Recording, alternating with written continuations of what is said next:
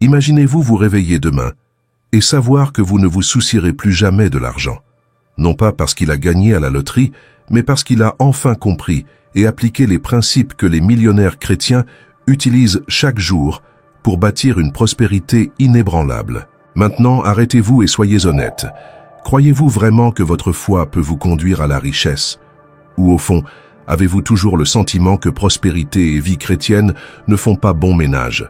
La vérité est que la plupart des gens passent toute leur vie à travailler dur, à prier, à être fidèles, mais n'atteignent jamais la liberté financière promise par Dieu.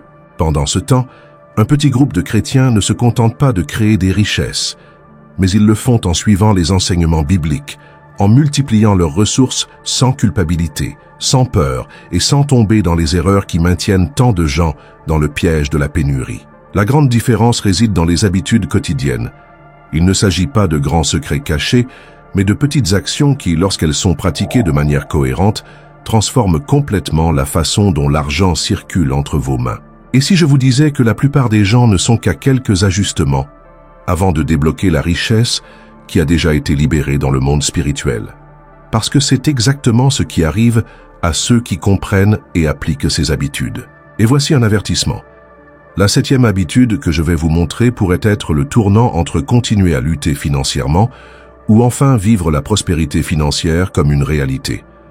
Dans cette vidéo, je vais révéler chacune de ces habitudes, comment les appliquer et pourquoi tant de chrétiens ignorent encore ces principes, sans se rendre compte qu'ils gaspillent le plan divin pour leur richesse. La parole libérée dans la foi a le pouvoir de transformer les destinées. Aujourd'hui, Dieu ouvre les yeux à ceux qui étaient limités par de fausses croyances concernant la prospérité. Chaque principe que je vous dévoile ici pourrait être la clé manquante pour débloquer votre vie financière et faire entrer une nouvelle réalité dans votre foyer. Et maintenant, il est temps de déclarer ce changement. Écrivez ici dans les commentaires. Je m'approprie ma prospérité financière avec sagesse et direction divine. En écrivant ceci, vous faites plus qu'un commentaire. Vous activez la promesse de Dieu pour votre vie dans le monde spirituel. Je lis chaque message et je prie avec vous, car lorsque nous nous réunissons dans la foi, quelque chose de puissant se produit. Cette communauté grandit chaque jour et je veux vous voir comme un témoignage vivant de ce que Dieu peut faire. Maintenant, faites attention, car la prochaine habitude que je vais vous montrer pourrait être le tournant entre continuer à attendre un miracle et enfin vivre comme un millionnaire chrétien qui honore Dieu avec ses finances. Imaginez que vous êtes sur le point de prendre la plus grande décision financière de votre vie.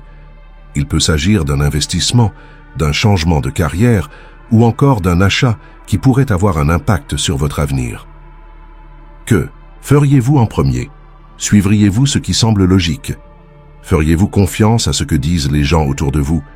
Ou chercheriez-vous la seule source de sagesse qui ne manque jamais?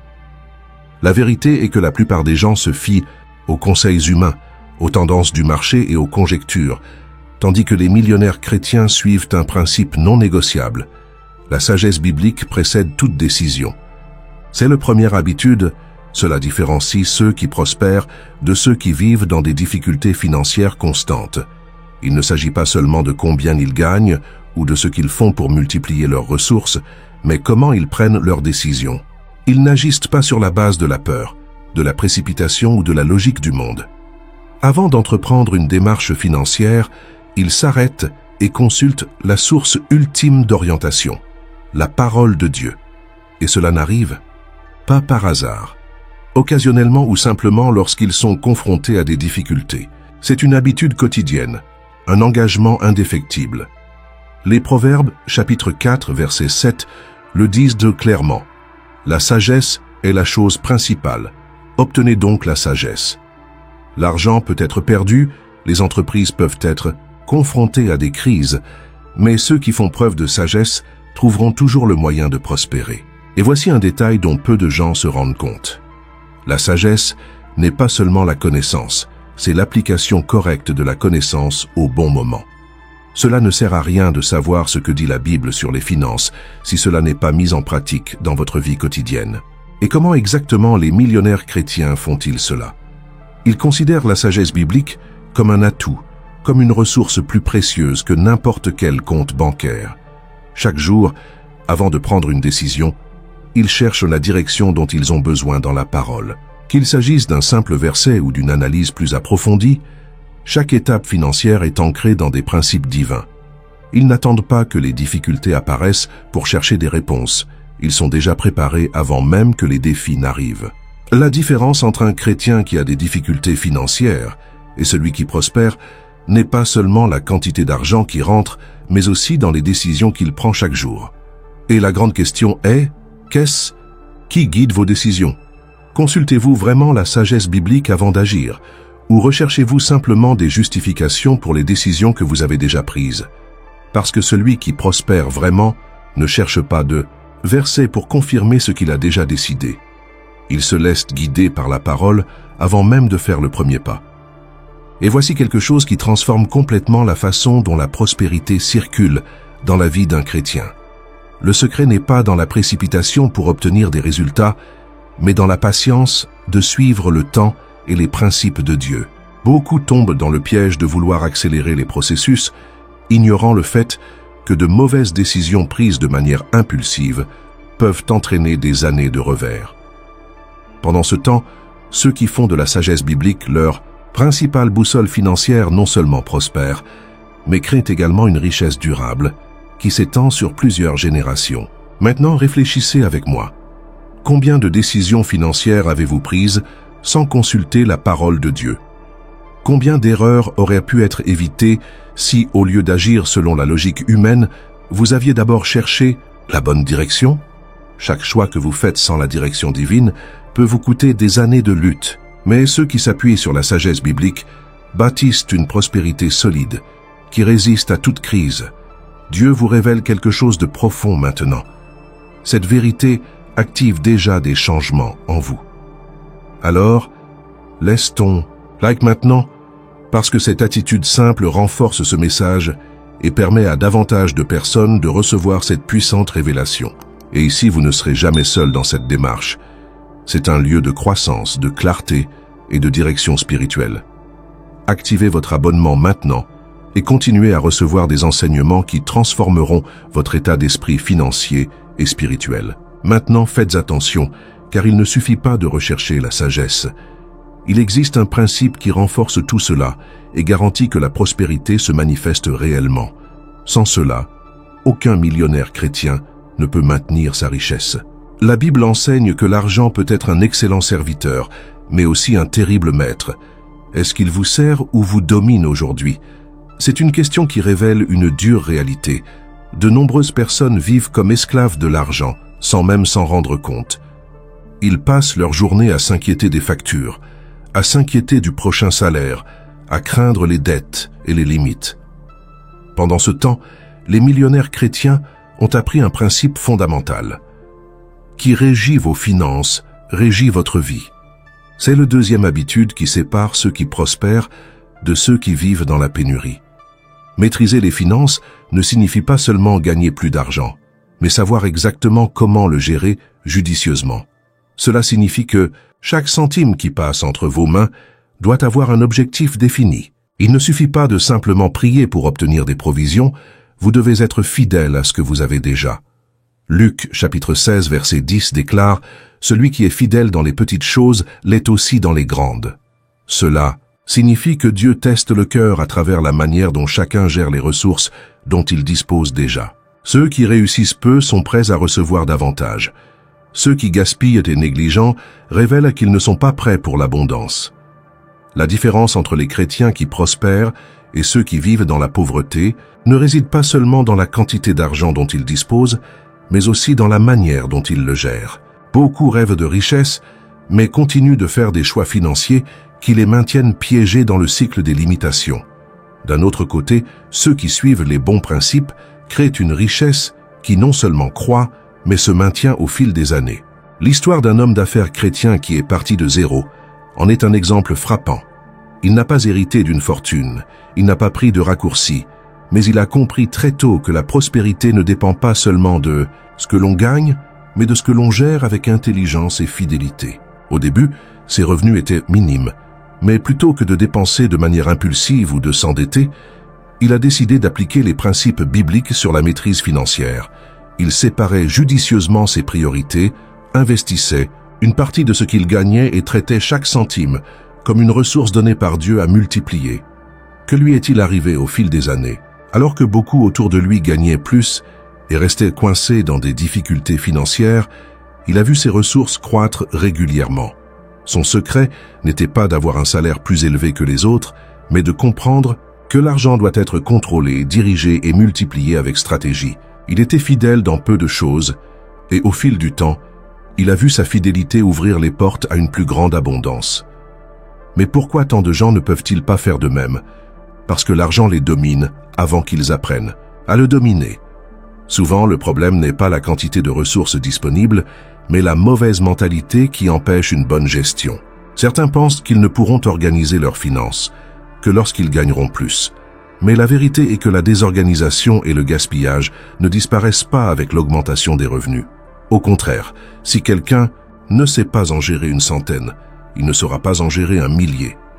Voici un principe qui change complètement la façon dont la prospérité se produit dans la vie d'un chrétien. L'argent doit avoir un but avant même qu'il n'atteigne vos mains. Les millionnaires chrétiens ne laissent pas l'argent décider à leur place. Ils savent déjà où sera dirigée chaque ressource avant même de la recevoir.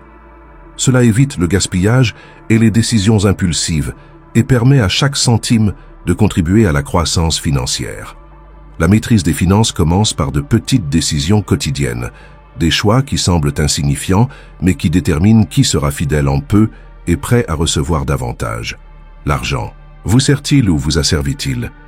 Avez-vous le contrôle de vos ressources ou avez-vous toujours du mal à payer vos factures et à essayer d'équilibrer vos finances? La façon dont vous répondez à ces questions détermine si vous êtes prêt à connaître la prospérité ou si vous devez encore transformer votre relation avec l'argent. Maintenant, pour aller plus loin et activer ce changement dans votre vie, écrivez ici dans les commentaires « Je contrôle mes finances ». Ce n'est pas seulement un commentaire, c'est une déclaration d'autorité spirituelle. C'est une position qui rompt avec la mentalité de rareté et laisse la place à Dieu de vous confier encore plus de ressources. Mais il ne suffit pas de savoir comment gérer son argent. L'habitude que je vais révéler maintenant fait toute la différence entre les chrétiens qui prospèrent et ceux qui sont englués dans la médiocrité. Et sans cela, aucune stratégie financière ne suffira à maintenir une véritable prospérité. Et si je vous disais que l'un des plus grands secrets de la richesse chrétienne est de donner et pas seulement de recevoir? Cette affirmation peut paraître contradictoire à ceux qui ont appris qu'accumuler de l'argent est le seul moyen de bâtir une sécurité financière. Mais les millionnaires chrétiens comprennent quelque chose que la plupart ignorent. La véritable prospérité ne vient pas seulement de ce que vous gagnez, mais de ce que vous plantez. C'est le troisième habitude qui sépare ceux qui connaissent l'abondance de ceux qui vivent dans la pénurie. Celui qui sème généreusement récolte abondamment. Il ne s'agit pas seulement d'un concept abstrait, mais d'un principe spirituel et pratique qui transforme complètement la relation d'une personne avec l'argent. La deuxième lettre aux Corinthiens, chapitre 9, verset 6 dit « Celui qui sème peu moissonnera peu. Celui qui sème abondamment moissonnera abondamment. » Le problème est que beaucoup de gens interprètent cela de la mauvaise manière. Ils pensent que donner signifie simplement se débarrasser de ce qu'ils ont, sans but, en attendant que la richesse tombe du ciel. Mais les millionnaires chrétiens ne donnent pas de toute façon. Ils comprennent que semer doit être intentionnel, stratégique et aligné sur les principes de Dieu. La différence entre ceux qui prospèrent et ceux qui restent dans la pénurie ne réside pas seulement dans la quantité d'argent qui entre, mais aussi dans la manière dont on en fait. Celui qui retient tout par peur de perdre bloque sa propre récolte. Celui qui apprend à bien semer voit ses ressources se multiplier de manière surnaturelle. Un homme d'affaires chrétien a compris très tôt ce principe. Au début, son entreprise pouvait à peine couvrir ses coûts. La peur du manque l'a amené à conserver chaque centime, estimant qu'il devait d'abord avoir une stabilité financière avant de penser à donner. Mais ensuite, il a décidé de faire quelque chose de différent. Au lieu de se contenter de gérer ce qu'il avait, il a commencé à appliquer le principe du semis stratégique. Il a mis de côté une partie de ses gains pour investir dans des causes alignées sur les desseins de Dieu. Au début, cela semblait risqué. Comment quelqu'un qui possédait déjà si peu pouvait-il abandonner davantage? Mais il n'a pas reculé. Au fil du temps, quelque chose d'extraordinaire a commencé à se produire. Son entreprise, qui semblait auparavant stagnante, commença à prospérer. Des portes inattendues se sont ouvertes. Des contrats qui semblaient impossibles ont été signés et ses revenus ont commencé à augmenter de manière constante. Il réalisa que sa prospérité n'était pas seulement liée à sa capacité à générer de l'argent, mais aussi à son obéissance au principe de semer. Cela ne veut pas dire donner sans sagesse. L'acte de semer n'est pas une impulsion émotionnelle, mais un mouvement calculé et réalisé avec foi. La différence entre ceux qui prospèrent et ceux qui perdent, tout réside dans l'intentionnalité. Beaucoup donnent sans direction, sans but, en attendant un retour immédiat. Mais ceux qui comprennent le véritable sens de semer le font avec compréhension, en dirigeant leurs ressources vers des terres fertiles, sachant que la récolte viendra au bon moment. Ce que je vais vous dire maintenant pourrait tout changer. Beaucoup aspirent à la prospérité, mais continuent de répéter les mêmes erreurs qui les maintiennent coincés dans la pénurie. La vérité est qu'il ne suffit pas de vouloir le changement. Vous devez activer les bons principes. Tandis que certains sont paralysés par le doute, d'autres appliquent déjà des stratégies qui font multiplier leurs ressources de manière surnaturelle. Et pour ceux qui veulent franchir cette étape maintenant, j'ai préparé un matériel stratégique qui révèle exactement comment changer votre état d'esprit et multiplier vos revenus rapidement selon les principes bibliques. Mais attention, ce matériel sera bientôt retiré, et cela peut être votre seule chance d'y accéder avant qu'il ne disparaisse. La décision est devant vous. Restez stagnant ou enfin avancez. Cliquez maintenant sur le premier commentaire. Épinglez et téléchargez-le avant qu'il ne soit trop tard. Voilà quelque chose qui transforme complètement la manière dont la prospérité se manifeste dans la vie d'un chrétien. La générosité ne diminue pas les ressources, elle les multiplie. L'argent a pu circuler. Plus on en détient, plus cela devient rare. Mais quand il y a une volonté de se libérer, l'abondance devient inévitable. C'est un principe qui ne faillit pas. Et maintenant, je veux que vous vous arrêtiez et réfléchissiez. Qu'avez-vous fait de ce que Dieu a déjà placé entre vos mains? Avez-vous tout retenu par peur de perdre ou avez-vous appris à semer stratégiquement? La réponse à cette question peut déterminer le niveau de prospérité que vous êtes prêt à connaître. Mais il ne suffit pas de donner. Parce que si vous ne maîtrisez pas la prochaine habitude, votre prospérité pourrait se transformer en ruine. Et c'est une erreur que beaucoup de gens commettent sans s'en rendre compte. La réussite financière ne commence pas par un gros capital ou un coup de chance, mais par un changement interne. L'argent n'arrive de manière durable qu'à ceux qui sont prêts à le recevoir. C'est le quatrième habitude qui sépare les millionnaires chrétiens de ceux qui stagnent, la mentalité de croissance. Quiconque croit qu'il est né pour une vie limitée, que les richesses sont réservées à quelques-uns ou qu'il n'aura jamais la capacité de prospérer, vit exactement selon cette croyance. Mais ceux qui développent une vision d'abondance voient au-delà de leur situation, car ils savent que Dieu a déjà libéré tout ce qui est nécessaire pour grandir. Cette vérité est exprimée avec force dans la parabole des talents, décrite dans le livre de Matthieu, chapitre 25, versets 14 à 30. Dans cette histoire, un maître confie différentes quantités de talents à 3 serviteurs et voyage. 2 d'entre eux comprennent que ce qu'ils ont reçu doit être multiplié et prennent des initiatives pour y parvenir. Mais le 3e, poussé par la peur et une vision limitée, cache le talent et l'enterre. Lorsque le Seigneur revient, il récompense les 2 premiers pour leur diligence et leur croissance, mais condamne le dernier pour sa négligence et son manque de vision. Ce serviteur qui enterrait son talent n'était pas puni parce qu'il recevait moins que les autres, mais parce que croyait que c'était tout ce qu'il pouvait avoir. Il ne voyait pas de possibilités, il n'essayait pas d'élargir ce qu'il avait. Il n'utilisait pas sa créativité pour en générer davantage. Votre propre état d'esprit vous a emprisonné.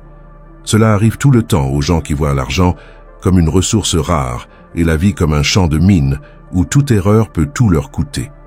Mais ceux qui grandissent comprennent que l'abondance n'est pas un accident. C'est un principe appliqué avec foi et stratégie.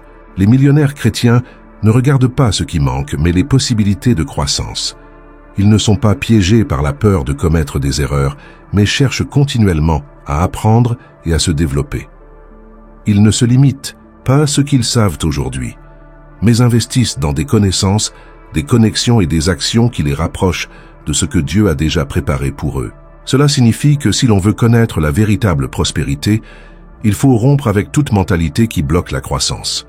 Cela inclut des pensées telles que « je ne suis pas assez bon »,« je n'ai pas d'opportunité »,« je ne suis pas né pour ça ». Toute croyance limitante qui entrave le progrès doit être confrontée et remplacée par la vérité selon laquelle celui qui est fidèle en peu sera placé sur beaucoup. Mais comment mettre cela en pratique? Tout d'abord, reconnaître les pensées et les comportements qui vous bloquent. Ensuite, exposez-vous à de nouvelles possibilités. Étudier la finance, acquérir de nouvelles compétences, rechercher une croissance professionnelle, investir dans vos propres connaissances. Ceux qui prospèrent se développent constamment, car ils comprennent que la richesse ne réside pas seulement dans ce que vous avez, mais dans ce que vous construisez continuellement. Maintenant, je veux que vous disiez dans les commentaires « Mon état d'esprit est celui de la croissance et de la prospérité ». Ce n'est pas seulement une phrase, c'est un engagement en faveur de la transformation. C'est un acte de foi qui montre que vous êtes prêt à sortir de la stagnation et à passer à un nouveau niveau. Mais il ne sert à rien d'avoir un état d'esprit de croissance sans le traduire en action. Et c'est exactement là qu'intervient la prochaine habitude qui différencie ceux qui rêvent seulement de prospérité de ceux qui la vivent réellement. Saviez-vous que la paresse peut être l'un des plus grands ennemis de votre prospérité? De nombreuses personnes vivent piégées dans des cycles de pénurie, non pas parce qu'elles manquent de talent ou d'opportunités, mais parce qu'elles n'ont pas appris à cultiver la discipline et la constance. Le désir de croissance sans engagement dans une action ciblée conduit à l'échec financier. La prospérité n'arrive pas par hasard. Ceux qui parviennent à une richesse durable ont une norme de comportement non négociable, discipline, planification et excellence dans tout ce qu'ils font. C'est le 5e habitude, qui différencie les millionnaires chrétiens de ceux qui ne parviennent jamais à quitter leur place, la construction de routines productives et la recherche constante de l'excellence. Rien ne se fait sans effort. Il n'y a pas de récolte sans plantation, et quiconque souhaite obtenir d'excellents résultats doit être prêt à travailler de manière stratégique, sans compter uniquement sur des moments de motivation ou d'inspiration éphémère. Les Proverbes, chapitre 22, verset 29, enseignent « Avez-vous vu un homme appliqué dans son travail? Il sera placé devant les rois, il ne restera pas parmi les humbles. » Cela signifie que la qualité du travail fourni par quelqu'un détermine le niveau d'accès dont il aura dans la vie. Les personnes engagées envers l'excellence sont promues, reconnues et récompensées. Ceux qui ne font que le minimum sans réel engagement restent limités, toujours dans l'attente d'une opportunité qui n'arrive jamais. Les millionnaires chrétiens ne laissent pas leur jour au hasard. Chaque matin commence par un objectif clair. Ils ne se réveillent pas sans savoir ce qu'ils doivent faire. Ils ne consacrent pas trop de temps aux distractions et ne laissent pas les tâches importantes pour plus tard. Ils ont des horaires bien définis, des objectifs quotidiens et une mentalité de croissance constante. Ils ne perdent pas de temps sur des choses qui n'ajoutent pas de valeur et savent que la productivité ne consiste pas à être occupé, mais à générer un réel impact. Ce qui fait la différence, ce n'est pas seulement de travailler dur, mais de travailler intelligemment. Beaucoup font de gros efforts, mais sans direction. Ils passent des heures occupées, mais sans résultat concret. Pendant ce temps, ceux qui appliquent ce principe travaillent efficacement, donnent la priorité à ce qui compte vraiment et font plus en moins de temps.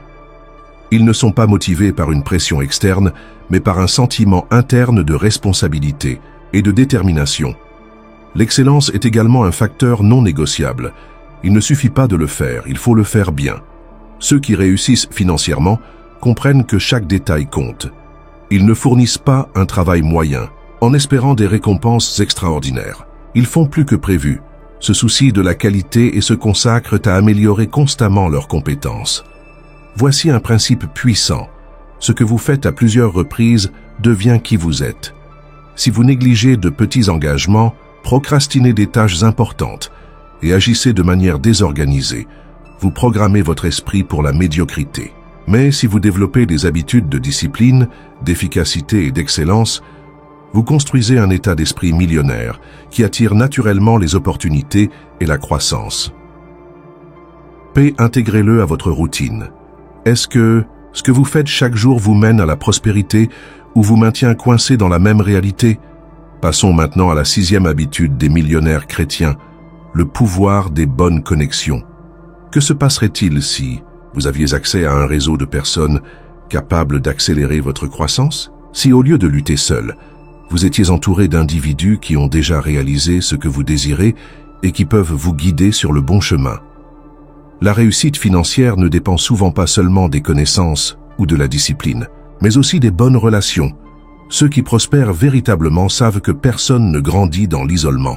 Les Proverbes, chapitre 13, verset 20, enseignent « Celui qui marche avec les sages sera sage, mais celui qui fréquente les insensés sera détruit. » Cela signifie que l'environnement qui vous entoure influence directement les résultats que vous obtenez.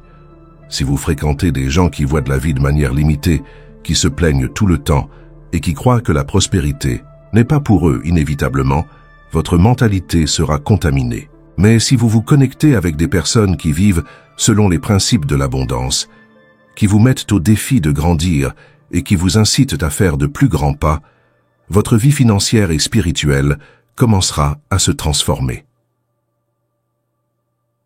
2. Nombreuses portes qui semblent fermées ne sont pas verrouillées, elles ont juste besoin de la bonne clé. Et cette clé se trouve souvent chez quelqu'un qui a déjà parcouru le chemin que vous essayez de parcourir. Les millionnaires chrétiens savent que l'argent, les opportunités et la croissance passent par les relations. Ils recherchent des mentors, font partie de communautés précieuses et sont toujours proches de personnes qui peuvent ajouter quelque chose à leur vie. Il y a une énorme différence entre les connexions et les simples associations. Beaucoup entretiennent des relations qui, au lieu de les dynamiser, drainent leur énergie et les éloignent de leur objectif. Avez-vous remarqué à quel point certaines conversations peuvent vous laisser démotivé, plein de doutes et avec le sentiment que vous ne pourrez jamais changer votre réalité? Cela se produit parce que les mots sont porteurs de pouvoir et selon qui est à vos côtés, ils peuvent être des germes de croissance ou un poison qui paralyse. Imaginez maintenant l'impact que vous auriez si, chaque jour, vous pouviez être entouré de personnes qui croient en votre potentiel, qui vous encouragent à agir, qui partagent des stratégies et qui vivent selon les principes de la prospérité divine. Ce type d'environnement renforce votre foi, élargit votre vision et vous fait voir des chemins qui semblaient auparavant impossibles. Les grands dirigeants chrétiens ont compris ce principe et n'ont donc jamais marché seuls. Ils savaient qu'il y avait du pouvoir en s'alliant avec les bonnes personnes.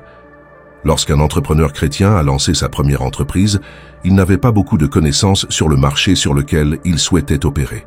Mais, au lieu d'essayer de tout comprendre par lui-même, il a décidé de s'adresser à des personnes ayant déjà une expérience dans le domaine. Au lieu de s'entourer d'amis qui remettaient en question ses décisions et tentaient de le décourager, il a commencé à rechercher des mentors, à assister à des événements et à se connecter avec des personnes qui pourraient l'aider à grandir.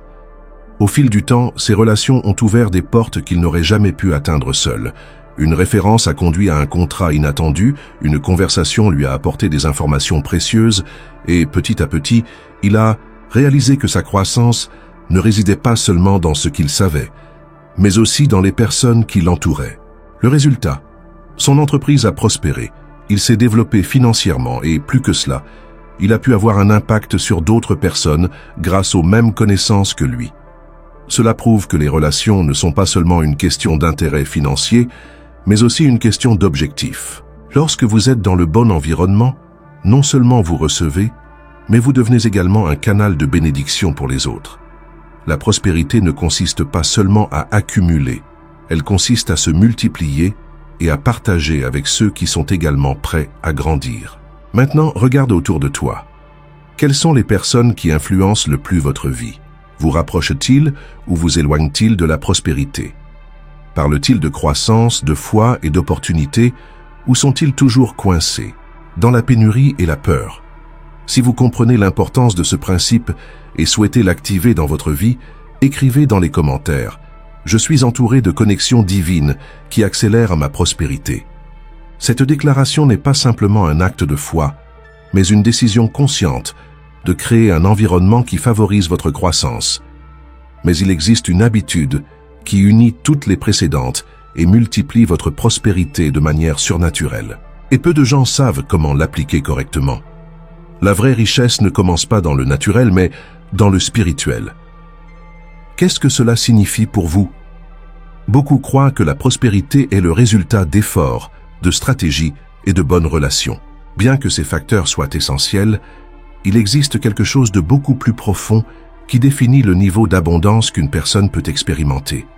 Domination spirituelle sur la prospérité. C'est le 7e habitude des millionnaires chrétiens. Ils savent que l'argent n'est pas une fin en soi, mais un outil entre les mains de ceux qui comprennent les principes du royaume. Il ne suffit pas de travailler dur, de bien gérer les ressources ou de s'entourer des bonnes relations si l'esprit est encore coincé dans des croyances limitantes, la peur du manque et une vision déformée de la richesse. Le monde naturel ne fait que refléter ce qui a déjà été établi dans le monde spirituel.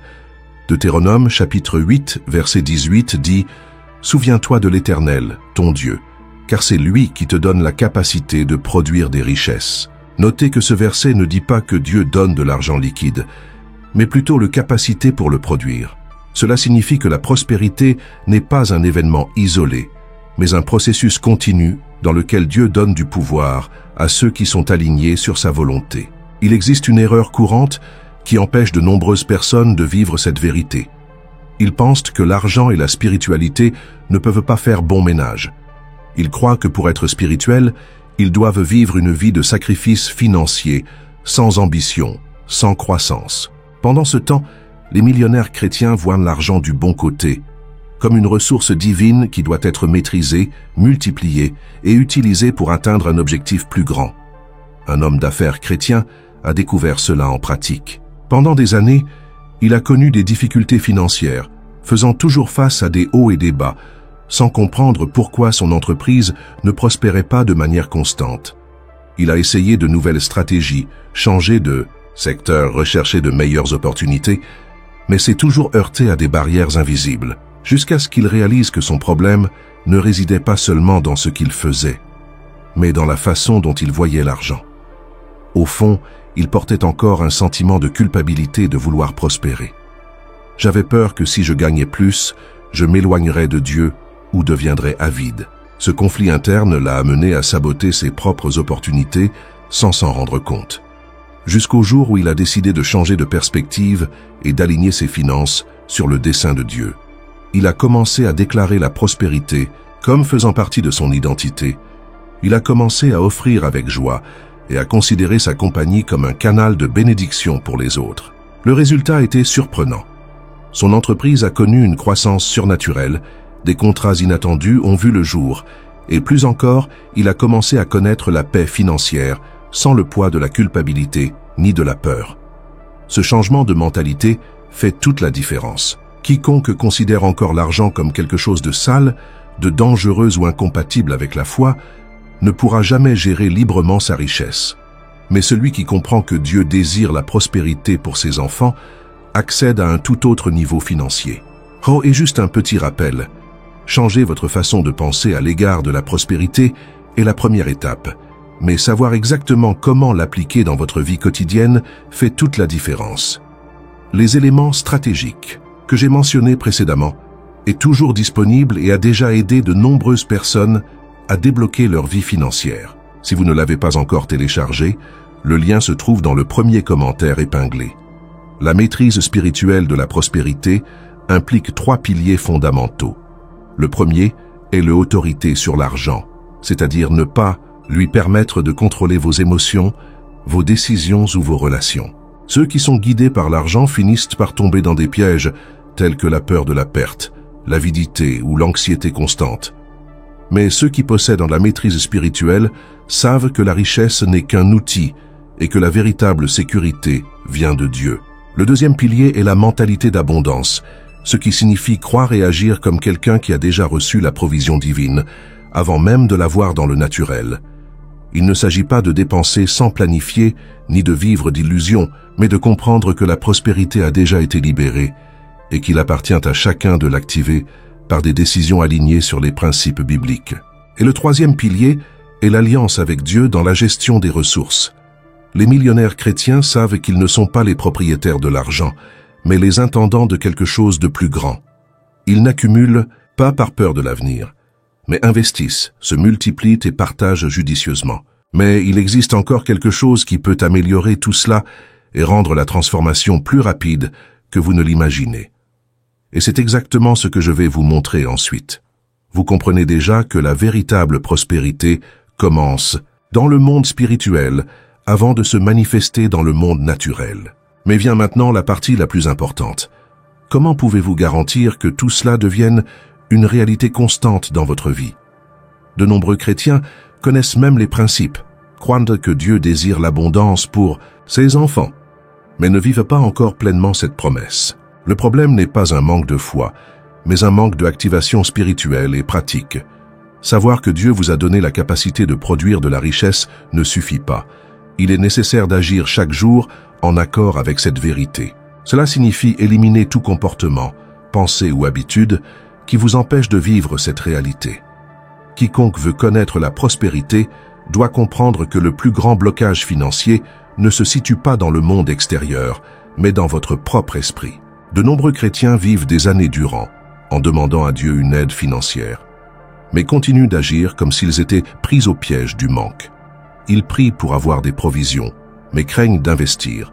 Ils réclament de nouvelles opportunités, mais évitent les défis qui nécessitent une croissance. Ils veulent multiplier, mais ils ne veulent pas semer généreusement. Ce conflit interne les amène à stagner, incapables de passer à l'étape suivante. Ceux qui réussissent vraiment ont développé une caractéristique essentielle, cohérence entre la foi et l'action. Non seulement ils croient que Dieu peut les bénir, mais ils vivent comme ceux qui ont déjà reçu cette promesse. Cela se reflète dans la manière dont ils gèrent l'argent, dans les décisions qu'ils prennent et dans la manière dont ils réagissent aux difficultés. Ils ne laissent pas les circonstances dicter leur état d'esprit, mais façonnent leur situation par la foi et la connaissance appliquée. Un homme d'affaires chrétien a découvert cette vérité de la manière la plus intense possible. Pendant des années, il a dirigé son entreprise dans la peur. Chaque fois qu'une opportunité plus importante se présentait, il hésitait. Il évitait les investissements susceptibles de développer son entreprise parce qu'il craignait de perdre de l'argent. Même s'il savait que Dieu voulait qu'il prospère, il ne se voyait pas comme quelqu'un prêt à gérer de grandes ressources.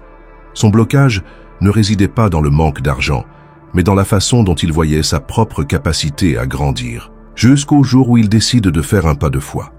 Au lieu d'agir par peur, il a commencé à agir avec la conviction qu'il avait déjà reçu la provision.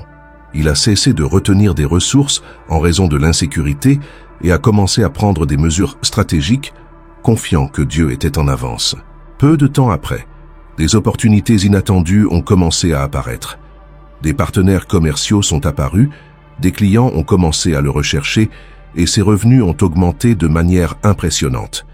Il s'est rendu compte que la prospérité ne commence pas lorsque l'argent arrive, mais lorsque l'état d'esprit s'aligne sur l'abondance. Maintenant, regardez votre vie financière aujourd'hui. Agissez-vous comme un croyant en la promesse ou permettez-vous à la peur et aux limites de dicter vos décisions? Parce que la vérité est que celui qui croit agit. Ceux qui sont convaincus de l'abondance n'agissent pas avec hésitation, ne perdent pas de temps dans le doute et ne s'enlisent pas dans des cycles de pénurie. Vous connaissez désormais les 7 habitudes des millionnaires chrétiens et savez exactement ce qui sépare ceux qui prospèrent de ceux qui vivent dans la pénurie. Chacun de ces principes est un code spirituel et pratique qui transforme non seulement votre vie financière, mais aussi votre état d'esprit, votre positionnement et votre relation avec le dessein de Dieu. Mais vient maintenant la partie la plus importante. Qu'est-ce que tu vas faire de tout ça? Parce que la connaissance sans application ne change rien. La vraie différence réside dans qui agit. Ceux qui appliquent à ces habitudes voient leur vie financière changer, leur mentalité se développer et les portes s'ouvrir de manière surnaturelle. Mais ceux qui se contentent d'écouter et reviennent à leur routine habituelle continuent de récolter les mêmes résultats limités. Alors, laquelle de ces habitudes allez-vous commencer à appliquer aujourd'hui? Écrivez maintenant dans les commentaires « J'active ma prospérité avec sagesse et foi ». Ce n'est pas seulement une phrase, c'est un acte de foi, un engagement public en faveur de votre transformation. Chaque mot que vous écrivez ici a du pouvoir, car lorsque nous déclarons quelque chose à haute voix, nous faisons un pas spirituel vers la promesse de Dieu. Et pendant que vous faites cela, je veux vous rappeler quelque chose de très important. Ce n'est pas n'importe quel message. Cette parole a été plantée dans votre cœur parce que Dieu veut que vous expérimentiez quelque chose de plus grand. C'est un espace où vous trouverez toujours des enseignements qui renforceront votre foi, ouvriront votre vision et vous feront passer au niveau supérieur. Alors maintenant, montrez que vous faites partie de cette communauté en pleine croissance. Laissez votre like en signe de gratitude et activez votre abonnement pour continuer à recevoir de puissantes révélations qui accéléreront votre voyage vers une véritable prospérité. Et maintenant, faites bien attention. La suite pourrait être la révélation dont vous aviez besoin pour débloquer une fois pour toutes ce qui est bloqué dans votre vie. Quelque chose que peu de gens connaissent, mais qui fait toute la différence entre continuer à se battre et enfin tenir sa promesse. Mais seuls ceux qui continuent le sauront. Cliquez maintenant sur la vidéo qui apparaît à l'écran et voyez de vos propres yeux.